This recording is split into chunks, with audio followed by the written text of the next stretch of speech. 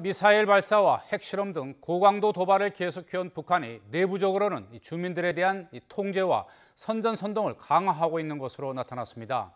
특히 김정은 정권 들어서 남한은 적이라는 주민들의 적대 의식은 가장 높아진 것으로 조사됐습니다. 이선아 기자입니다. 남한은 우리의 안전을 위협하는 적대적 존재다. 서울대 통일평화연구원이 지난해와 올해 들어온 탈북민 130여 명을 조사했더니 남한을 적대 대상이라 생각한다는 답변이 22%를 넘었습니다. 김정은 정권 들어 최고치입니다. 협력해야 할 대상이라는 답이 50%대로 2배 이상 나오기는 했지만 재작년 탈북민과 비교했을 때는 10%포인트 가까이 줄었다는 점이 우려할 만합니다. 통일평화연구원은 해마다 막 넘어온 탈북자들을 설문조사하고 이를 바탕으로 북한 내부 변화를 추적합니다.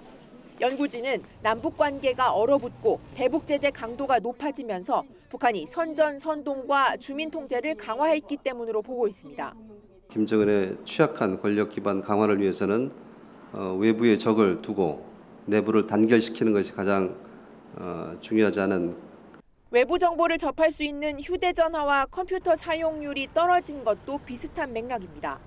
북한에 있을 때 휴대전화를 썼다는 답변이 직전 조사보다 10%포인트 가까이 줄었고 컴퓨터를 쓴 적 있다는 사람도 더 적어져서 20%를 조금 넘었습니다. 내부 정보방에 접속해봤다는 사람도 열에 1명꼴이 채 안 됩니다.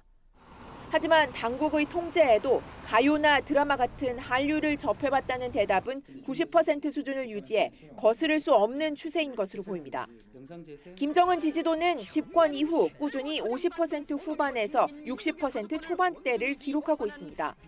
엘리트 탈북은 줄있지만 외부 정보를 접하기 어려운 일반 주민들은 여전히 선전선동의 영향을 받는다고 해석할 수 있습니다.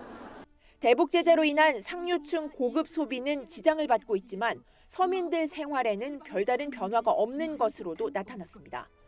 YTN 이선아입니다.